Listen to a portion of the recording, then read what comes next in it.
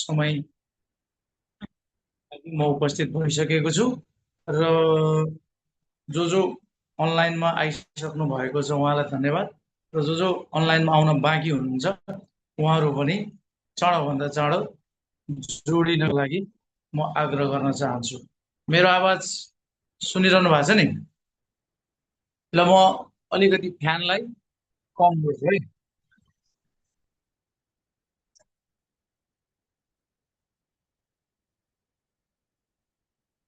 ल अब यति मात्रामा तपाईँहरूले सुन्नुहुन्छ है, बुझ्नुहुन्छ? ल सबैजना रेडी हुनुहुन्छ? रेडी? यस सर भन्नुहोस् त सबैजनाले। यस सर। एकजनाले मात्रै यस भन्नुभयो। गुरु। दुईजना, यस सर। तीनजना, यस गुरु। चारजना,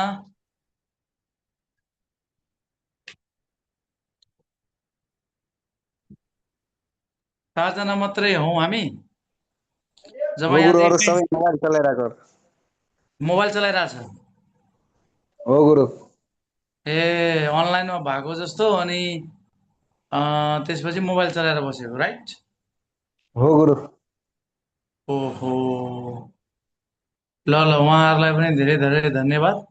कमसेकम उहाँहरूले यो प्लेटफर्ममा आएर नपढे पनि नबुझे पनि जे होस् पढ्ने बहानामा मोबाइल त 1 घन्टा राम्रोसँग चलाउनु पाउनुहुन्छ नि, त्यो पनि उहाँहरूको लागि बेनिफिट नै हो।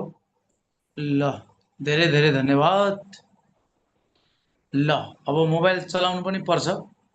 मोबाइल चलाएन भने फेरि लेभल बढ्दै जान्छ, किनभने अहिले हामी अलिकति एडिक्ट छौँ।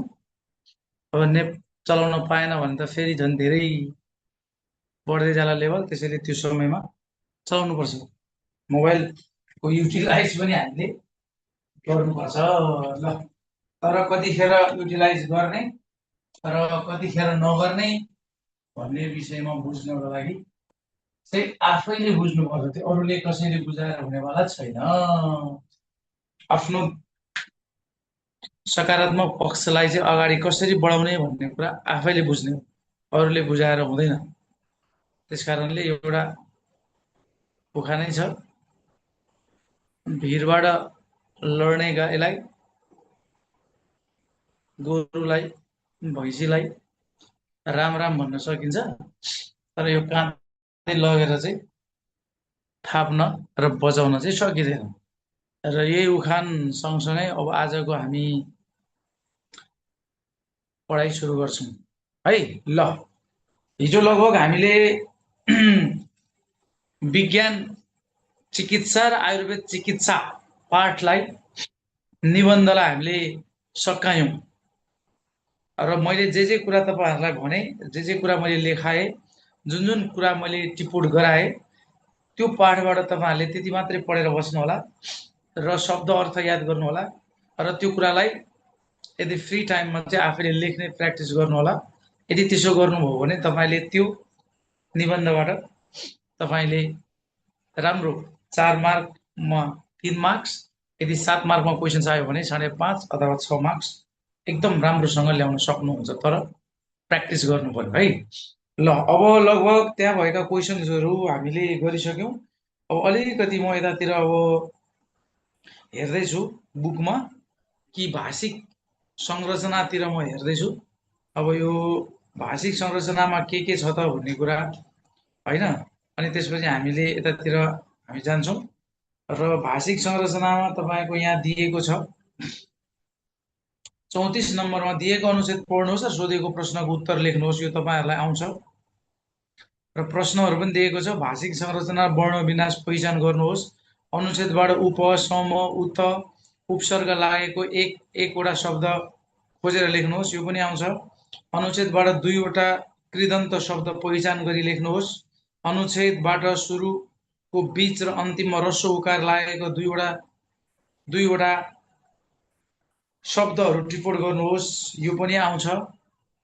ल यहाँ अलिकति नआएको जस्तो चाहिँ एउटा शब्द छ यो ख नम्बरमा भाषिक संरचना र वर्ण विन्यास पहिचान गर्नुहोस् भन्नेमा त्यहाँ आ नम्बरमा दिएको छ अनुच्छेदबाट दुईवटा कृदन्त शब्द पहिचान गरी लेख्नुहोस् भनेको छ। तपाईँहरूले अब यो चाहिँ चोरेर हैन साथीबाट हेरेर गाइडबाट हेरेर यो अनुच्छेदलाई पढेर सजिलै मात्रामा निकाल्न सक्नुहुन्छ। तर हामीले बुझ्नुपर्ने कुरा चाहिँ यहाँ कृदन्त शब्द कस्तो शब्दलाई चाहिँ कृदन्त शब्द भनिन्छ भन्ने चाहिँ बुझ्नुपर्छ। कुरा बुझ्नुभयो नि? यो कुरा चाहिँ हामीले बुझ्नै पर्ने हुन्छ। त्यसकारणले हामी अब यो विषयमा छलफल गर्छौँ। कुरा बुझ्नुभयो के मैले यो पढाएको अहिले नोट गरेको कुरा त एकदमै 100% राइट हो नि, हैन र? हो सर। हो, किनभने हामीलाई अरू सबै आउँछ त्यहाँ।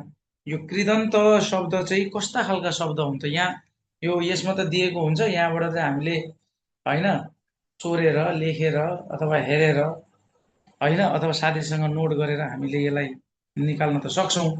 तर बुझ्नु त पर्यो नि गहिराई रूपमा। यदि त्यो बुझ्नु भयो भने मात्रै यही अनुच्छेद त सोधिँदैन नि, यहीँ भएको कृदन्त शब्द त सोधिँदैन नि। अन्य कृदन्त शब्द पत्ता लगाउनुहोस् भनेर भन्ने बेलामा बुझ्नु भएको छैन भने ट्वा परेर बस्नुहुन्छ। सरले पढाउनु भयो, बुझाउनु भयो, तर दिमागले चाहिँ लिनु भएको छैन भने, बुझ्नु भएको छैन भने आफैले बनाउन सकिँदैन। त्यसकारणले यो विषयमा हामी आज छलफल गर्छौँ। ल, तपाईको यहाँ हामीले दिएका शब्द अनुसार चाहिँ कृदन्त शब्द पहिचान है यो आजको अलिक मुख्य यहाँ देखाएको। अरू सबै सजिलो छ, त्यसमा गाह्रो छैन। के बुझ्नु भएको छ? तपाईँहरूले पढ्नु त भयो है, अनि तपाईँले बुझ्नु पनि भयो है। केही छ बुझ्नु भएको केही छ भने अलिकति सेयर गर्नुहोस्। यदि बुझ्नु भएको छैन भने चाहिँ हामी अगाडि बढ्छौँ। केही छ किनभने अगाडि नै पढिसक्नु भएको हो नि त तपाईँहरूको स्कुलमा, विद्यालयमा, पाठशालामा पढिसक्नु भएको छ। यदि बिर्सिनु भएको छ भने पनि ठिक छ, मैले बिर्सेँ अथवा अलि हामी कन्फ्युजन भयौँ भन्ने खालका शब्दहरू चाहिँ अलिकति बोलिदिँदा म यहाँ सहजकर्तालाई पनि पढाउन अलिक सजिलो हुन्थ्यो कि। त्यसमा मनमा चाहिँ हे मलाई आउँदै आउँदैन, मलाई अरूले जिस्क्याउने हो कि, हे मलाई अरूले हेप्ने हो कि भन्ने कुरा चाहिँ मनमा नलिनु होला। ल भन्नुहोस् त भाइ बहिनीहरू, के छ सेयरिङ गर्नुहोस्।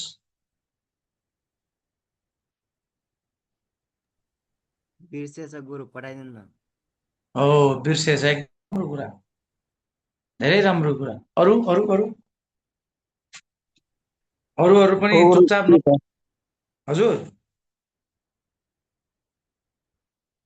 चुपचाप नबस्नुहोस् है। चुपचाप बस्नुभयो भने आफैलाई घाटा हो नि त है, हैन? ल, हो गुरु। अब यहाँ हेर्नुहोस् है, यो कृदन्त शब्द एकदमै अब हामीले बुझ्नुपर्ने कुरा चाहिँ अब डाइरेक्टली हामीले बुझौँ। जहिले पनि हाम्रो यो धातुसँग रिलेटेड हुन्छ शब्द, कृदन्त शब्द, मूल शब्द र व्युत्पन्न शब्द है, तीनवटा शब्द हुन्छ। जस कारणले एउटा हामीले मूल शब्द है, त्यसपछि हाम्रो व्युत्पन्न शब्द, त्यसपछि एउटा हाम्रो कृदन्त शब्द। शब्द त फेरि सबै शब्दै हो है। फेरि यहाँ हेर्नुहोस्, कुरा बुझ्नुभयो नि? मूल शब्द, कृदन्त शब्द, व्युत्पन्न शब्द र उता गएर तपाईँको मूल शब्द। अब हामीले यो मूल शब्दलाई पहिले बुझ्दाखेरि चाहिँ सजिलो भाषामा बुझ्दा धातु सबैमा लाग्छ। तर धातुमा पहिचान भएको, जस्तै तपाईँले उपसर्ग र प्रत्यय त पढ्नु भएको छ नि, उपसर्ग र प्रत्यय त पढ्नु भएको छ। जस्तै उपसर्ग र प्रत्यय बुझ्नको लागि सजिलो छ। उप प्लस कार उपकार, यो अगाडिकोलाई उपसर्ग, पछाडिकोलाई प्रत्यय, हैन? पढ प्लस ई, पढी, हैन? यो अगाडिको उपसर्ग, पछाडिको प्रत्यय भन्ने खालका कुराहरू त पढ्नु भएको छ, बुझ्नु भएको छ है। तर अब यहाँ जाउँ है, हामी यहाँ यसलाई हेर्दाखेरि चाहिँ हामीले अब एकदमै हेर्नुपर्ने विषयलाई चाहिँ यहाँ छ।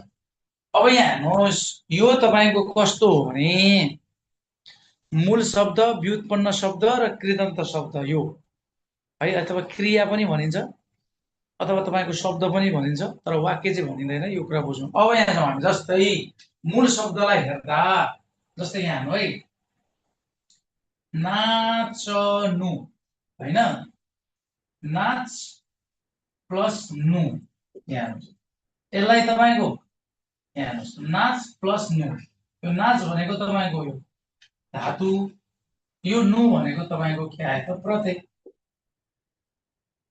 बुझ्नुभयो नि धातु प्लस प्रत्यय मिलेर चाहिँ के भयो एउटा शब्द बन्यो त्यो नाच्नु जब क्रिया एउटा क्रिया बन्यो त्यसलाई चाहिँ हामी मूल शब्द भन्छौँ।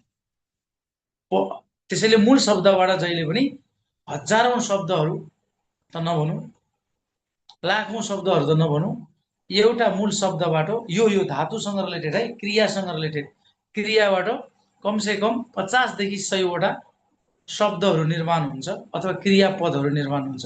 जसकारणले यो नाच नाच कुरा बुझ्नुभयो नाच्नु जस्तै खा प्लस नु यो खा सँग नु जोड्यो भने खानु यसलाई हामीले के भन्छौँ त भन्दाखेरि चाहिँ नु आउने बित्तिकै यसलाई प्रत्यय भनिँदैन यसलाई उपसर्ग भनिँदैन त्यसलाई चाहिँ अगाडिकोलाई धातु भन्छ क्या। जस्तै यहाँ उप प्लस नु भएको भए यो उप यदि उप्नु भनेर एउटा क्रिया बनेको भए उप्नु भनेर एउटा क्रिया बनेको भए क्रिया शब्द बनेको भए यो अगाडिकोलाई हामी उपसर्ग भन्दैनौँ त्यो चाहिँ अगाडिकोलाई चाहिँ हामीले के भन्छौँ भन्दाखेरि चाहिँ धातु भन्छौँ। त्यसैले यहाँ अब बुझ्दाखेरि डाइरेक्टली भाषामा बुझ्दाखेरि चाहिँ पहिले हामी बुझ्छौँ मूल शब्द अथवा मूल क्रिया।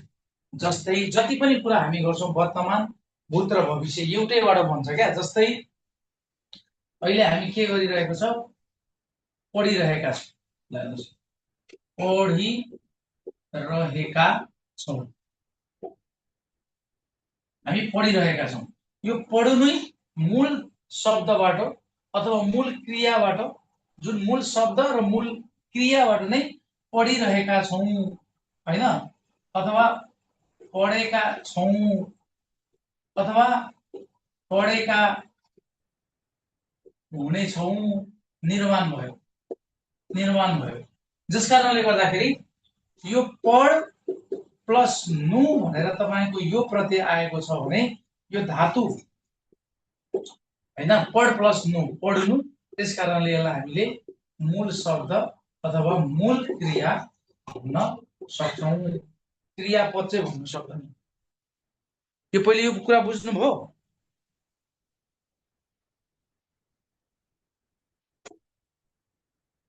यो कुरा बुझ्नुभयो हजुर गुरु हजुर बुझियो गुरु बुझियो। अब अर्कोमा जाउँ अब हेर्नुहोस् है अब हाम्रो सेकेन्डमा छ तपाईको व्युत्पन्न शब्द। अब यहाँ हेर्नुहोस् है यो व्युत्पन्न शब्द र यो व्युत्पन्न धातु त भनिँदैन शब्दै हो। अघि भयो हामीले मूल शब्द र मूल क्रियालाई भन्यौँ तर यो व्युत्पन्न क्रिया र व्युत्पन्न शब्दसँग रिलेटेड हुन सक्छ। अब कस्तो व्युत्पन्न क्रिया अथवा व्युत्पन्न शब्द हुन सक्छ भन्ने कुरा चाहिँ अब जस्तै इक्जाम्पल जस्तै यहाँ हेर्नु है अघि हामीले एउटा इक्जाम्पल के लियौँ त एउटै इक्जाम्पलबाट जाउँ है हामी अघि हामीले एउटा इक्जाम्पल लियो खानु अघि हामीले एउटा इक्जाम्पल लियो पढ्नु दुईटालाई लियौँ नि हामी लिए कि लिएन। अब हेर्नुहोस् पढ्नु अब यहाँ ध्यान दिनु है यदि म यो खानुलाई अथवा खाऊ अथवा खाओ हैन अथवा यसलाई पढाऊ अथवा यसलाई पढाओ हैन अथवा यसलाई मैले पढाउनु हैन अथवा यसलाई पाउनु हैन त्यसलाई मैले नचाउनु हैन अथवा त्यसलाई सरी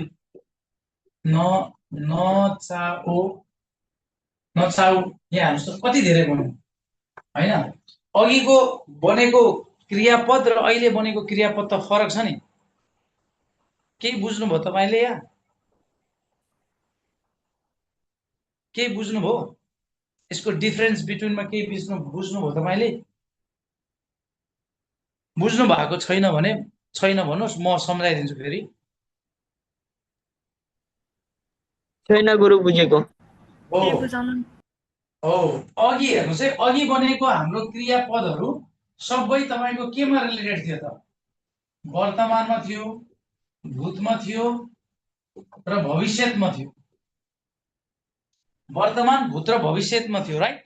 अब भनौँ त यसलाई, यो कुनै पनि वर्तमान, भूत र भविष्यमा छ? छैन।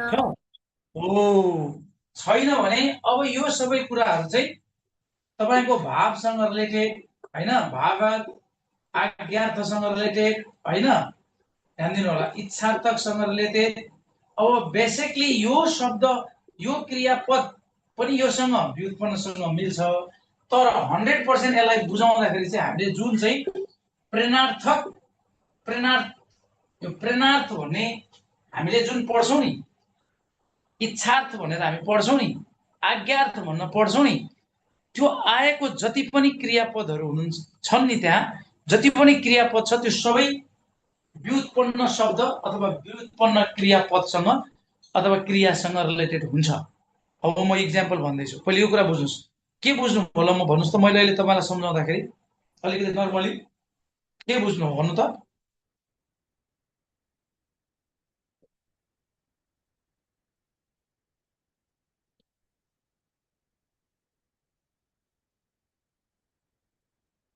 भन्नु न हौ, बुझ्नु भएन? फेरि भन्दैछु, पहिले यो बुझ्नु पर्यो क्या, मूल शब्द अनि व्युत्पन्न शब्द हैन। यो मूल शब्दबाट चाहिँ तपाईको वर्तमान, भूत र भविष्य वाक्यहरू निर्माण हुन्छ। व्युत्पन्न शब्दले चाहिँ प्रेरणार्थ, आज्ञार्थ,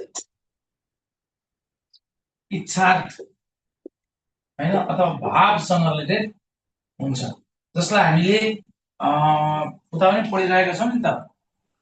तपाईको आज्ञार्थ, इच्छार्थ भन्छौँ नि हामी, प्रेरणार्थ भन्छौँ नि, यो क्रियापद चाहिँ व्युत्पन्नसँग मिल्छ। जस्तै इक्जाम्पल यहाँ हेर्नुहोस्, खुवाउनु, हेर्नुहोस्, खानु, यहाँ हेर्नुहोस् है, अब ध्यान दिनु होला। यो खानु भनेको चाहिँ मूल शब्दसँग रिलेटेड भयो, खुवाउनु भनेको चाहिँ तपाईको व्युत्पन्न शब्दसँग भयो। अब यहाँ हेर्नुहोस्, खानु र खुवाउनु, यसमा तपाईले यसलाई क्याटेगोराइज गर्दाखेरि खा प्लस नु भयो, जसलाई हामी यो पहिलेकोलाई धातु, पछाडिको प्रत्यय, यसलाई हटाउँदाखेरि खुवाउ प्लस नु, यो अगाडिकोलाई पनि फेरि के भने त धातु, पछाडिकोलाई प्रत्यय। यहाँ ध्यान दिनुस् त, मूल शब्द निर्माण हुँदाखेरि त्यो मूल शब्दले के निर्माण गर्छ? वर्तमान कालको कुरा गर्छ, भूतकालको कुरा गर्छ र भविष्यत कालको कुरा गर्छ। व्युत्पन्न शब्दले के कुरा गर्छ भन्दाखेरि प्रेरणार्थकको क्रियापद, आज्ञार्थकको क्रियापद र इच्छार्थकको क्रियापदको कुरा गर्छ। जसरी यहाँ खुवाउनु, जस्तै म भाइलाई खाना खुवाउँछु, हेर्नुहोस्, यो तपाईँको हो प्रेरणार्थक भयो कि भएन? म भाइलाई खाना खुवाउँछु, म भाइलाई खाना खुवाउँछु। अब यहाँ ध्यान दिनु, म भाइलाई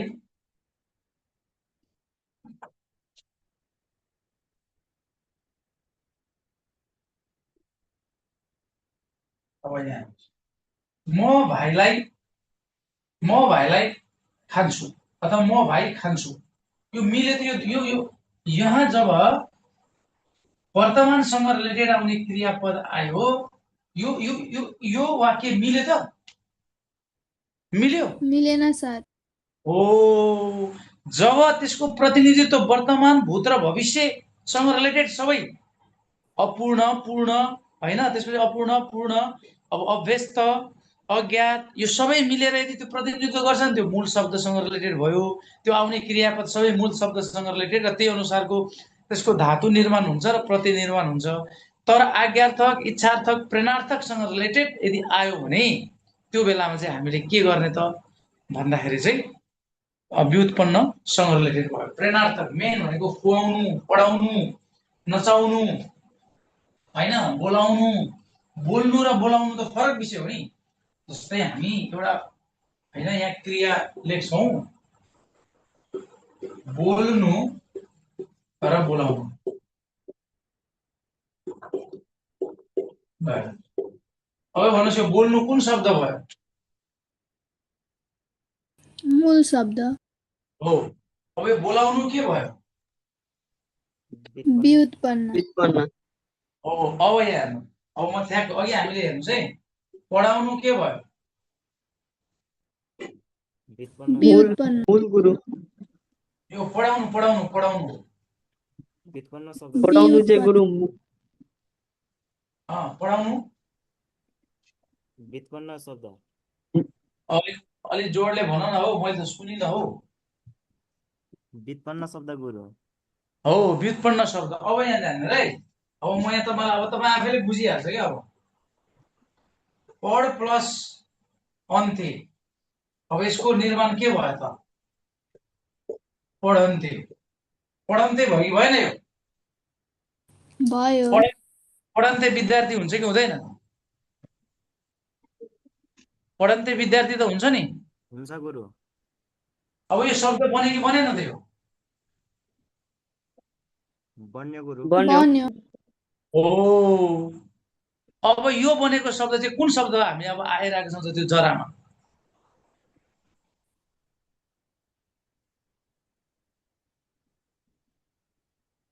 मूल शब्द। No no no no no, त्यही त छ त फेरि कमजोरी, त्यही त छ त। रामायणको पुरा कहानी भन्यो, अनि फेरि सीता होइन कसको चाहिँ श्रीमती हो भन्ने प्रश्न गर्दा उल्टो अर्थ एन्सर दियो भने अलिक गाह्रो हुन्छ। केटा हो, अब केटीहरू पनि होला, केटाकेटी हो, पढन्ते भन्ने जुन शब्द आयो त्यसलाई नै हामी के भन्छौँ त? अब कृदन्त शब्द भन्छौँ क्या। बुझ्नुभयो? हजुर गुरु बुझ्यो। हँसाउँछ हो केटाहरूले यार। बुझ्नुभयो कि भएन? भयो गुरु बुझ्यो। ओहो, अब यहाँ ध्यान दिनु होला। अब अर्को एउटा इक्जाम्पल भन्छ, हाँस प्लस नु। ठ्याक्क मैले यहाँ लेखिदियो हाँस्नु। भन्नुहोस् अब यो शब्द कुन शब्द भयो?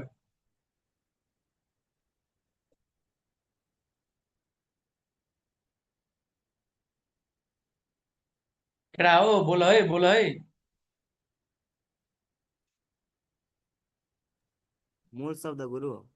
मूल शब्द हो, एब्सोल्युटली राइट। अब यहाँ फेरि हो भन्नुहोस् न, अब फेरि यहाँ लेखिदियो हँसाउ प्लस नु, हँसाउनु के भयो? कुन शब्द भयो? व्युत्पन्न शब्द। राइट। अब यहाँ फेरि हाँस प्लस ओ,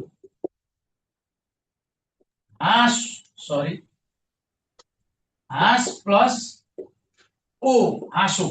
अब यो शब्द चाहिँ कुन शब्द भयो? कृदन्त गुरु। हजुर? कृदन्त। हो, बल्ल बल्ल अलिअलि बुझे जस्तो लाग्यो केटाहरूले। गुड। अब हाँस्नु हँसाउनु र हाँसो फरक हो नि त। यो अब तपाईँको ठ्याक्क आज्ञार्थकतिर गयो, इच्छार्थकतिर गयो, प्रेरणार्थकतिर गयो।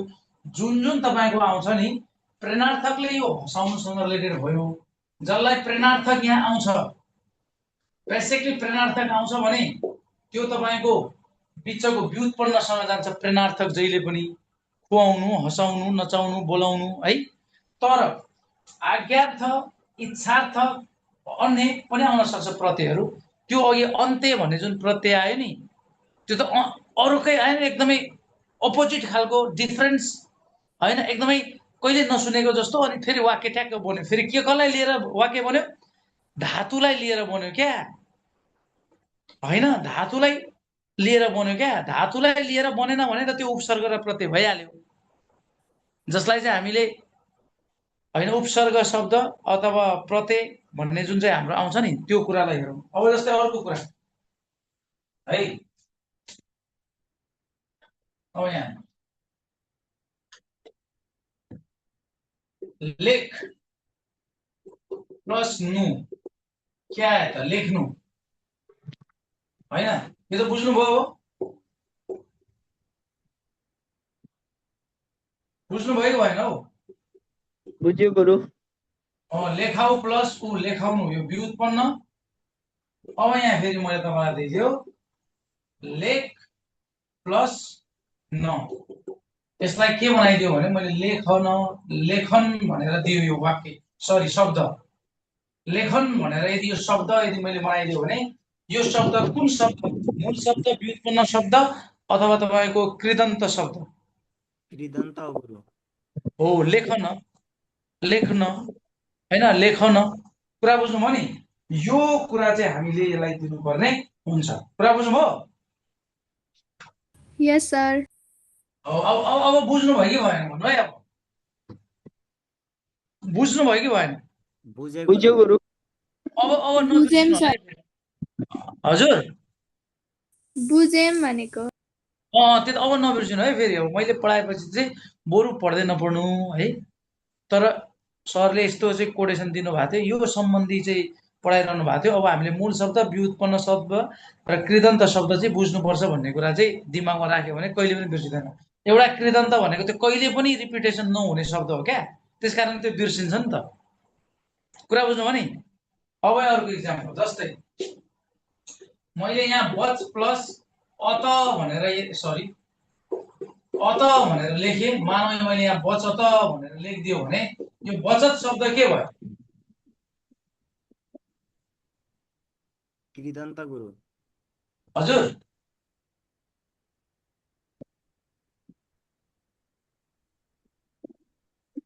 किन केटाहरू कृदन्त। लजाएको?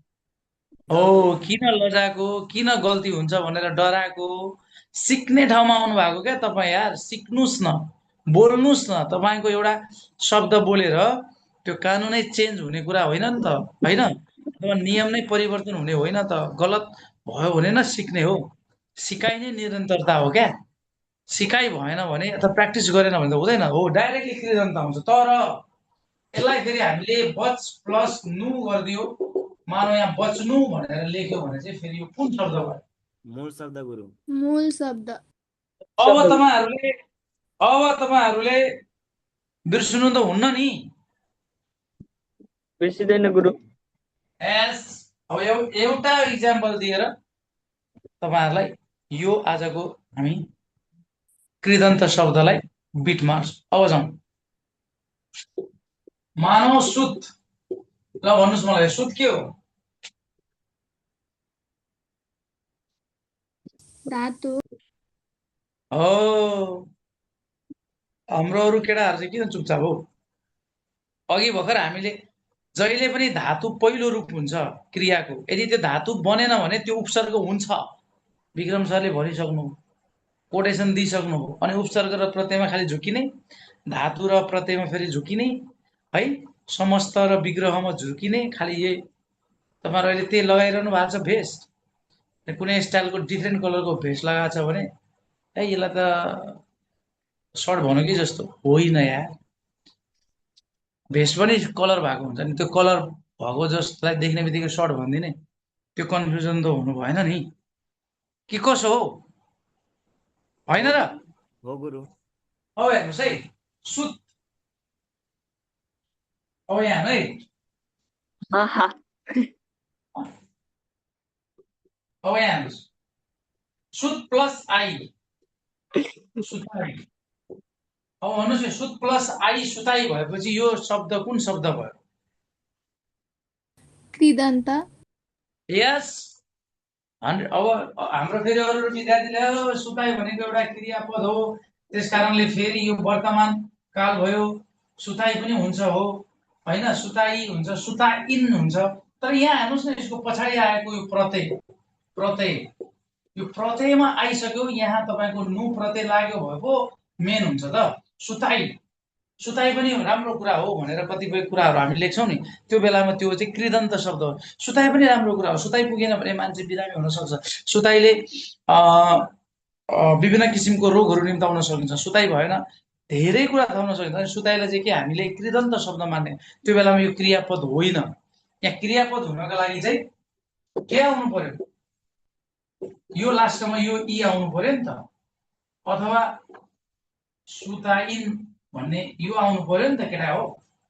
हाम्रो केटाहरू अलिअलि बिस्तारै बामे सर्दैछन् क्यारे है, बुझ्नुभयो नि? हजुर Clear? सर। अब कृदन्तलाई मैले बिट मार्दा हुन्छ? हुन्छ हुन्छ गुरु सर। ल अब मलाई नभन्नुहोस् है फेरि अर्कोपल्ट यो कृदन्त शब्द के हो कसो हो सर मैले बुझिनँ, यस्ता खालको कुराहरू चाहिँ नगरौँ। मूल शब्द, व्युत्पन्न शब्द र कृदन्त शब्द। अब तपाईँले यहाँबाट हामीले कृदन्त शब्द निकाल्नलाई सक्छौँ। त्यो बेलामा तपाईँहरू नभन्नु कि अब होइन।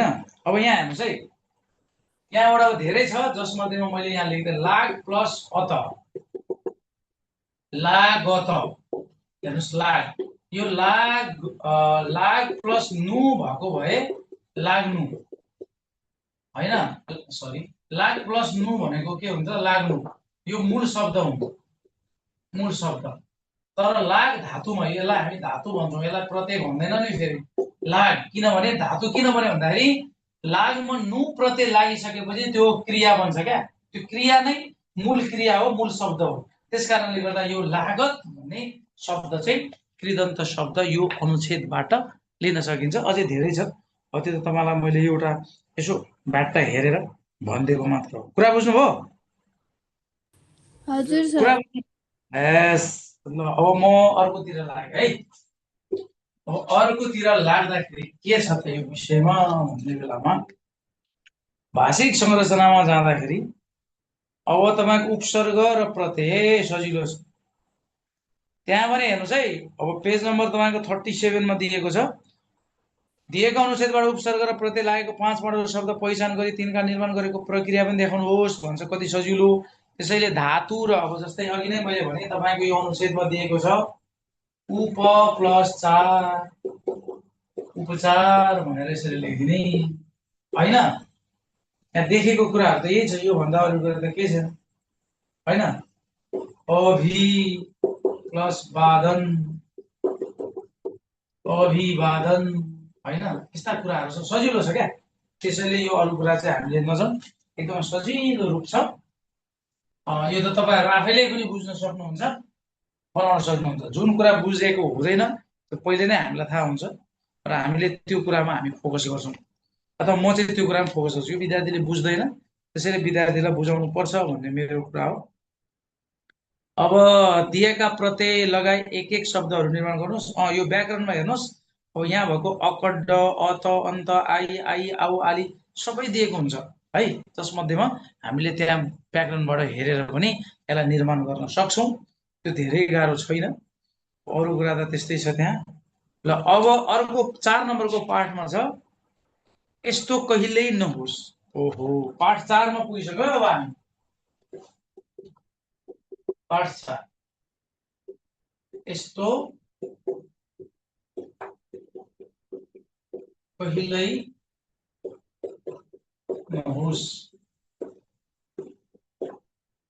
यहाँ हेर्नुहोस्, यस्तो कहिल्यै नहोस् हो, यो त पढिसक्नुभयो है। यो विधा के हो थाहा छ तपाईँलाई? विधा यो कुन विधामा आधारित छ? यस्तो कहिले नहोस् भन्ने विधा थाहा छ? यसो हेरेर पल्टाएर भन्नु त।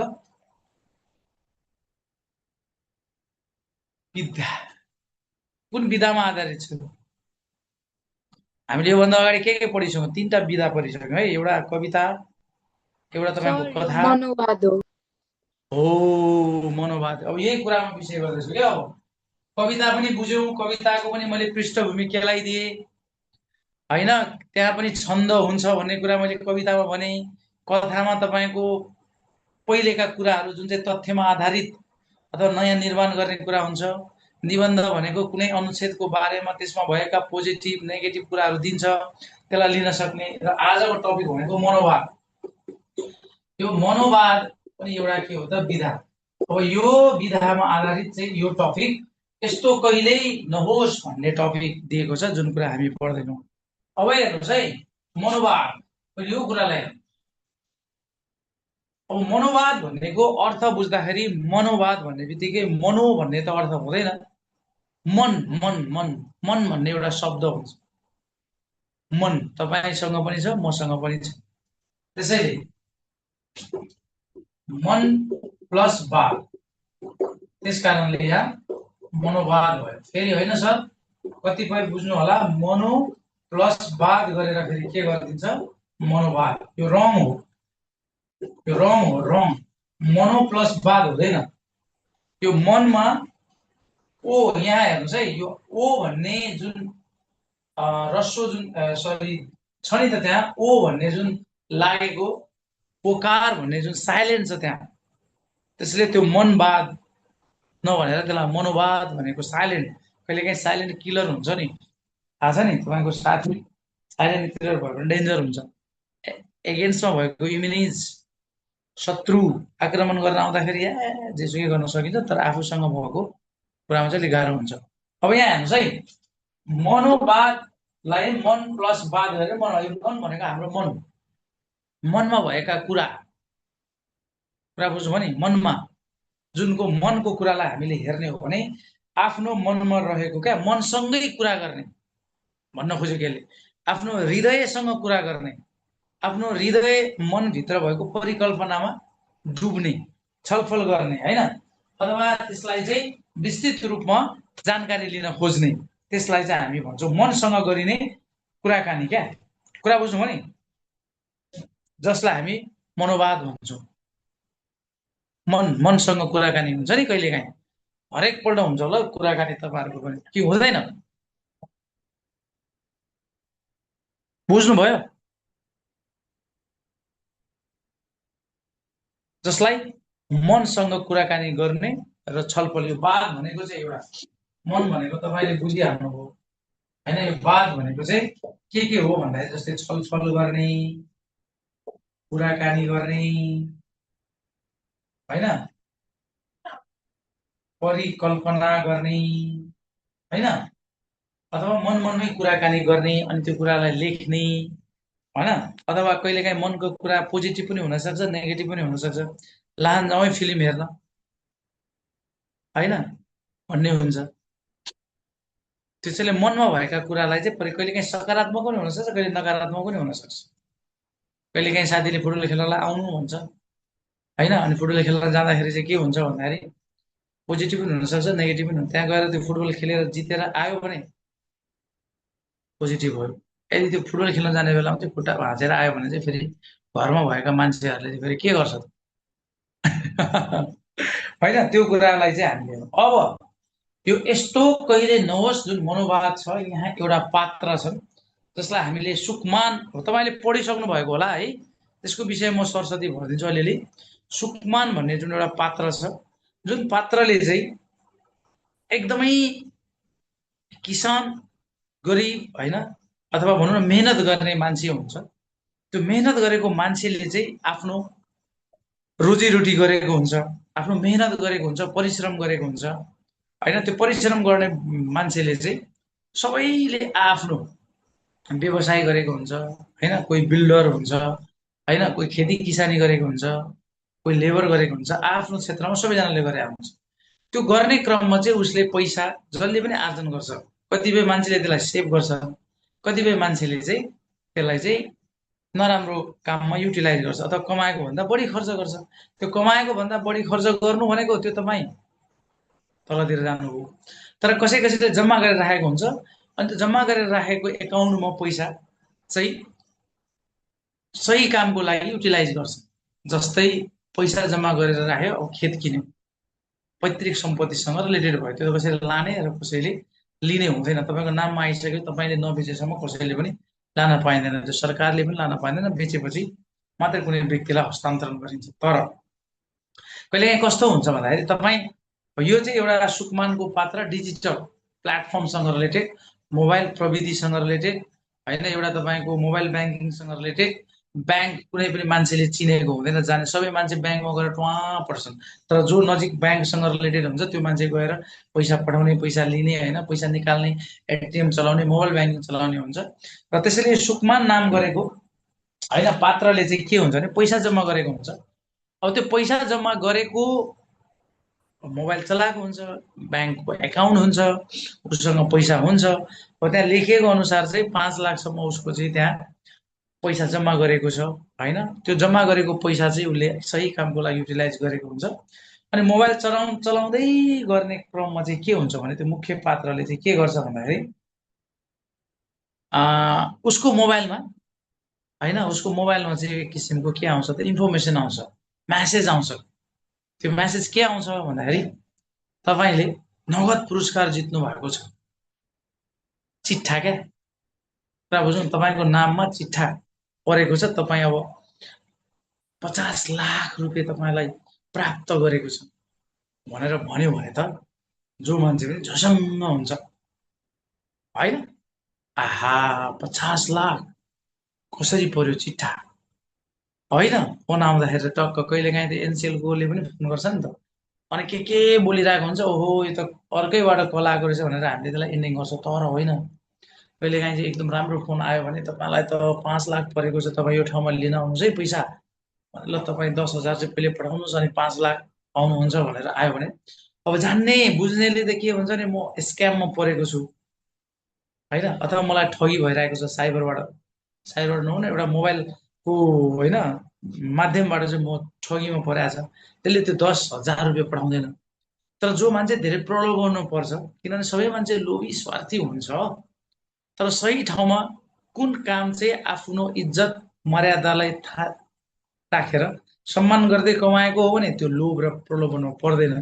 तर धेरै माथिको सोच विचार गरेर ए चाँडोभन्दा चाँडो म धनी बन्छु भन्ने खालको छन् भने त्यसले 2 नम्बरी काम गर्नु पर्यो कि यस्तै खालका गतिविधिमा संलग्न हुनु पर्यो। अनि फोन आउँछ, फोन आइसकेपछि उसले भन्छ नगद पुरस्कार तपाईँले पाउनु भएको छ, ल तपाईँलाई यस्तो हो उस्तो हो भन्छ होइन, ल तपाईँले यति पैसा पठाउनु भन्छ, ल तपाईँको नम्बर पठाउनु भन्छ, अनि फेरि नम्बर पठाउँछ, ओहो तपाईँको अब प्रोसेस यहाँसम्म चलिसकेको छ, अब तपाईँले 2 दिनभित्रमा तपाईँले आफ्नो चिट्ठा पाउनुहुन्छ, नगद प्राइज पाउनुहुन्छ भनेर चाहिँ एकदमै हुन्छ। कुरा बुझ्नुभयो नि, बुझ्नुभयो नि। अनि त्यो सुकमान पात्र चाहिँ मनको लड्डु घिउसँग खाइरहेको हुन्छ, आमा मैले त 50 लाख पाइरहेको छु यार, किन नलिने, त्यत्तिकै यत्रो कमाउँदा मैले 5 वर्ष 6 वर्ष कमाउँदा भर्खर मलाई 5 लाख रुपियाँ भएको छ भने अरू बेलामा त झन् धेरै हुने सम्भावना छ यहाँ, मैले त यसमा त मेहनत पनि गरेको छुइनँ भनेर चाहिँ ऊ प्रलोभनमा पस्छ, प्रलोभनमा। अनि त्यसपछि उसले स्क्याम गरेको जुन मान्छेले चाहिँ उसलाई विद्युतीय माध्यमबाट मोबाइलबाट ल यो पठाउन त्यो पठाउन, नागरिकता पठाउन, नागरिकता होइन फोटो खिचौँ, ल म तपाईँको यो प्रोसेस गर्दैछु, यति पैसा पठाऊ यो भन्छन्।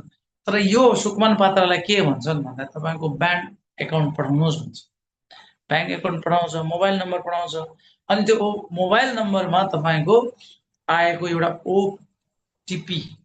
ओटिपी भन्ने जुन अहिले म्यासेजमा पनि हरेक कुनै फेसबुक एकाउन्ट खोल्दा, गुगल एकाउन्ट खोल्दा, तपाईँको त अहिले फ्री फायरहरू पनि तपाईँहरूले चलाउनु भएको होला होइन, उता गएर तपाईँले टिकटक पनि चलाउनु भएको होला होइन, एकदम अहिले नयाँ हो नि त। तपाईँले त्यो क्रिएट आइडी गर्दा त त्यहाँ ओटिपी जुन नम्बर आउँछ होइन, त्यो कुनै नम्बर हालेपछि नै आउने हो, अनि आइसकेपछि तपाईँको एकाउन्ट खोल्छ। तर त्यहाँ चाहिँ स्क्यामवालाले त्यो गर्नको लागि होइन, त्यो टिकटक आइडी खोलाउनको लागि होइन, त्यहाँ एकाउन्टमा भएको पैसा चाहिँ उसले के गर्न खानको लागि, अनि त्यो ओटिपी नम्बर पनि पठाउँछ, त्यहाँ ब्याङ्कमा भएको पैसाहरू सबै निकालेर उसले लान्छ, लगिसकेपछि घरको मान्छेलाई पनि उसले पनि नमिल्ने, अनि त्यसपछि उसको मनमा कौतूहलता हुन्छ, अनि त्यो मनमा कौतूहलता भइसकेपछि कतिपय मान्छेहरूले त इमिडिएटली रियाक्सन गर्छ, नेगेटिभ थट आएर नेगेटिभ वर्क्सहरू गर्छ, त्यस कारणले गर्दा आफू नै भाडखालमा आफ्नो जीवन चाहिँ समाप्त हुने सम्भावनाहरू बढी हुन्छ। तर यो सुकमान पात्रले यो मनोवादले के भन्छ भने ठिक छ, मेरो पैसा लग्यो, म ठगिएँ, अब मैले के कदम चाल्नुपर्छ, म स्वार्थमा डुबेँ र म स्वार्थ मैले गरेको कारणले गर्दा आज म पस्ताएँ, भएको छ, पछुतो लागेको छ। तर म यो पछुतोलाई हटाएर अब समाजलाई चाहिँ यो ठगीबाट, यो स्क्यामबाट बचाउनु पर्छ। र मैले कहाँ गएर चाहिँ वडा अदालतमा होस् अथवा साइबर ब्युरोमा होस्, यो काम त डाइरेक्टली पहिले साइबर ब्युरोमा जानुपर्ने हुन्छ। अब त्यो चाँडोभन्दा चाँडो गरेको भए चाहिँ उसको पैसा रिटर्न आउन सक्थ्यो होला। अब 1 महिनापछि 2 महिनापछि गएर यदि उजुरी दिने हो भने त्यो उजुरी त दिए, त्यो कोसिस त गरे, तर हो जुन कुरा उसले प्राप्त गर्नुपर्ने छ त्यो कुरा हुँदैन। तर उसले आफ्नो मनलाई साक्षी राखेर म त ठगे, तर अरू समाजमा भएका मानिसहरू नठगोस्, ठग्दा चाहिँ यस्तो हुन्छ भनेर चाहिँ म अब सचेतनामूलक कार्यक्रम सबैलाई भन्नुपर्छ, गर्नुपर्छ भन्ने कुरामा दृढ विश्वास हुन्छ। र त्यही कुरालाई लिएर ऊ अघि बढ्छ।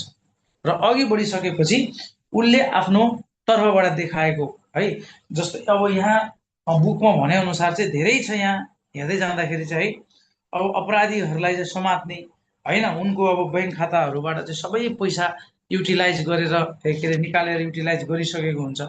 अनि त्यसपछि साइबर ब्युरोमा गइसकेपछि कानुनको माध्यमबाट अगाडि बढ्ने कोसिस हुन्छ। अनि त्यहाँसम्म पुग्ने जमर्को गर्छ, जस कारणले गर्दाखेरि चाहिँ त्यो समात्नलाई सजिलो होस् भन्ने हेतुले चाहिँ अगाडि बढेको हुन्छ। र अब यो यस्तो कहिले नहोस् भन्ने मनोवादले के भन्न खोजेको भने सारांशमा हामी जति नै पढी लेखे भए तापनि क्या, मानव तपाईँहरू पनि 10 क्लासमा पढ्दै हुनुहुन्छ होइन, म पनि अलिकति तपाईँहरूभन्दा बढी पढेको छु होला। तर कहिलेकाहीँ कस्तो हुन्छ भने मनमा ओभर कन्फिडेन्स भएर मनै जान्ने हो, मनै बुझ्ने हो, त्यो पढेको कुरालाई ज्ञानमा मात्रै लिएर होइन, थ्योरिटिकल मात्रै लिने होइन, व्यवहारमा पनि उतार्ने प्रयास गरेको खण्डमा मात्रै म सक्षम व्यक्ति बने। तपाईँले पढ्नुभयो किताबमा स्क्याम हुन्छ होइन, अथवा साइबर क्राइम हुन्छ, तर कति बेला साइबर क्राइम हुन्छ भन्ने कुरा तपाईँले व्यवहारमा युटिलाइज गर्नु पर्यो नि। कसैको ब्याङ्क एकाउन्टबाट पैसा चोरी गर्नु त त्यो साइबर त क्राइम हो। कसैलाई तपाईँले बुलिङ गर्नुभयो होइन, तपाईँले कसैलाई फिसिङ गर्नुभयो। अब यो शब्दहरू त अलि यो मलाई तपाईँहरूले बुझ्नु भएको छ कि छैन, अब कम्प्युटर त मभन्दा धेरै पढ्नु भएको हो होइन। स्क्यामको कुरा छ, यो फिसिङ बुलिङको कुरा छ होइन। अब यो कुराहरू गरेको खण्डमा चाहिँ हामी चाहिँ साइबर क्राइममा पर्छौँ, त्यसैले गर्न हुँदैन।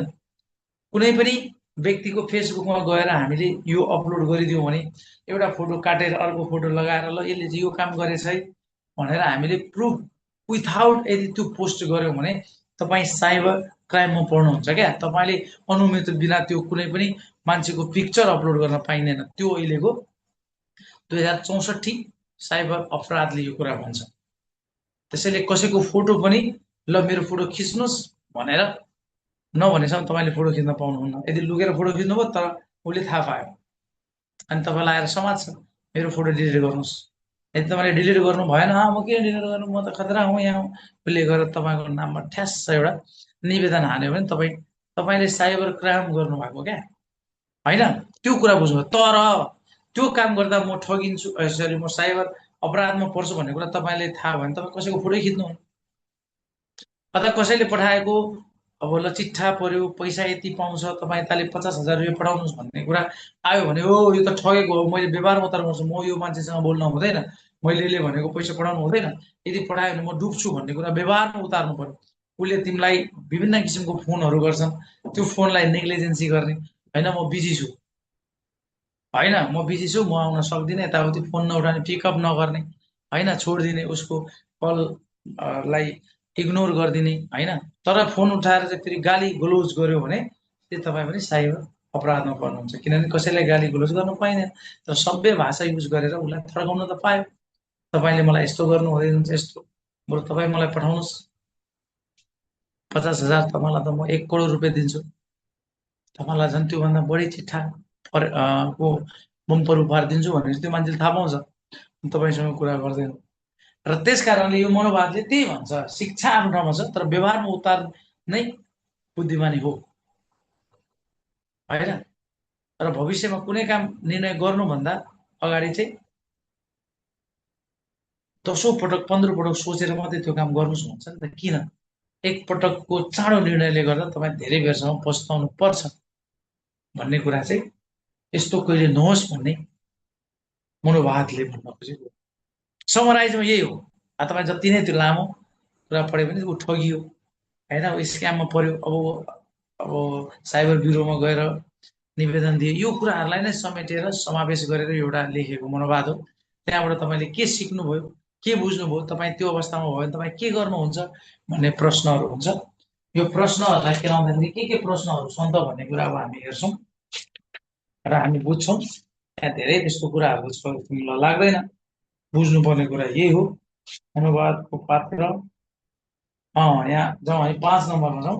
यस्तो कहिले नहोस् मनोवादको पात्रले मनमा लेखेका मुख्य मुख्य घटनाको टिप्पण गर्नुहोस्। यो चाहिँ अब तपाईँले बुक हेरेर टिप्पण गर्न सकिन्छ है। अनि त्यस्ता खालको क्वेसन चाहिँ सोध्न सकिँदैन।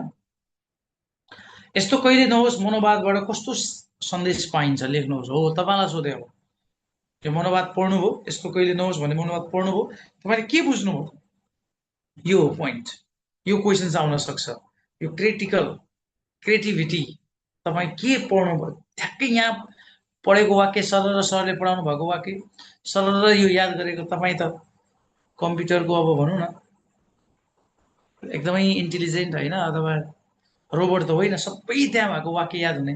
तर कुन कुन कुरा के कुरा बुझ्यो त, यो कुराबाट के कुरा थाहा पायो भन्ने कुरा त समराइज त गर्न सकिन्छ नि। मनोवादमा उल्लेख भएका साइबर अपराधको प्रसङ्गमा पढेपछि तपाईँलाई कस्तो महसुस गर्नुभयो, उल्लेख गर्नुहोस्। हो, तपाईँलाई सोधेको प्रश्न यो 2टा प्रश्नको उत्तरले चाहिँ यो पाठबाट अलिकति जमाउन सकिन्छ अथवा सोध्न सकिन्छ। यही विषयलाई रहेर अब हामी भोलि लेखाउने जमर्को गर्छौँ अथवा तपाईँहरूलाई केही नोट टिप्पणी गराइदिनेछु। ठिक छ? टाइम कति भएछ हेरौँ एकपल्ट। यत्रो धेरै त भाषण गरियो।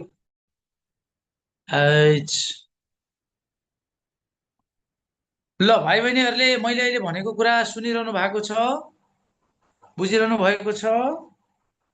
हजुर सर। के हेर्नु त कुरा धेरै त्यो पढेर लाइन पढेर पनि के हुनेवाला छैन। त्यहाँ अब यहाँबाट के बुझ्नुहुन्छ र के तपाईँ त्यो समस्या पर्यो भने तपाईँ के गर्नुहुन्छ भन्ने चाहिँ मुख्य प्रश्न हो। त्यसैले त्यसकै वरपरमा बसेर यही यस्तो कहिले नहोस् मनोवादभित्र बसेर सुकमान जस्तो पात्र तपाईँ आफै बन्नु भएको छ। तपाईँ ठगिनुभयो, तपाईँ पीडित हुनुभयो। किन सुकमान नै ल्याएर सोधेर त हामीले त गर्न त सकिँदैन। उसले आफ्नो मनमा भएको कल्पना परिकल्पना छलफल कुराकानी व्यक्त गरेका छ। साइबर ब्युरोमा जाँदाखेरि त्यहाँ भएर भनेको कुराहरू होइन, ठगिएका जुन चाहिँ अब भनौँ न अपराधीले भनेका गतिविधिको कुराहरू सबै यहाँ भनेको छ। त्यो कुरा तपाईँले अब तपाईँ ठगिनुभयो, तपाईँले पढेर बुझ्नुभयो, तपाईँ सुकमान पात्र हुन्छ। अब तपाईँको तर्फबाट यसलाई केलाउनु पर्ने हुन्छ। ल अब भोलि यो विषयमा फेरि हामी छलफल गर्नेछौँ र त्यो 2वटा प्रश्नलाई हामी छलफल गर्नेछौँ र वर्णन गर्नेछौँ र लेखाइ पनि दिनेछु र त्यो कोड गर्नु होला। ल आजलाई यति नै गरिदिउँ। सम्पूर्ण भाइ बहिनीहरूलाई गुड नाइट र जो विद्यार्थी भाइ बहिनीहरू जुन अहिले जोइन हुनुभयो, अब तपाईँले यति बजेसम्म बसेर अनलाइनको माध्यमबाट प्रत्यक्ष रूपमा जोडिनुभयो, धन्यवाद। तपाईँको आफ्नो पनि अमूल्य समय दिनुभएकोमा धेरै धेरै धन्यवाद। अघि एकजना विद्यार्थी भाइ बहिनीले भन्नुभएको थियो यता अनलाइन चलिरहेको छ उता मोबाइल चलिरहेको छ जस्तो चाहिँ नगर्नुहोस्। बरु मोबाइलै चलाउने हो भने चाहिँ अनलाइनमा नआएरै मोबाइल चलाएर बस्दा त भइहाल्यो। तर आफू अहिले 10 क्लासमा एसइई दिँदै हुनुहुन्छ, अनि त्यो एसइईको चाहिँ म पात्र हुँ। म चाहिँ अब इक्जाम दिँदैछु, मेरो भविष्य कोर्ने बेला यही हो। आज म 3 वर्ष पढेर 10मा 11 र 12मा पढेर 3 वर्ष मैले मेहनत गरेर म 13 वर्षको लागि राम्रो बन्ने छु भन्ने भाव बोकेर पढ्नु होला। तर अहिले तपाईँ 3 वर्ष खेलाची गरेर आफ्नो भविष्यलाई नकारात्मक बाटोतिर लगेर 30 वर्ष पस्ताउनु भनेको यस्तो कहिले नहोस् भन्ने मनोभाव जान्छ र आउने पुस्ताहरूलाई तपाईँले यस्तै कुरा भन्नुपर्ने हुन्छ। ल यति भन्दै आजको क्लास मैले बन्द गरेँ है। Good night. ल रामजनम सर म लागेँ है। रामजनम सर आज भोलि हिजो पनि अस्ति पनि बोल्नु भएको थिएन, अनलाइनमा हुनुहुन्न क्या हो कि के हो केटा हो?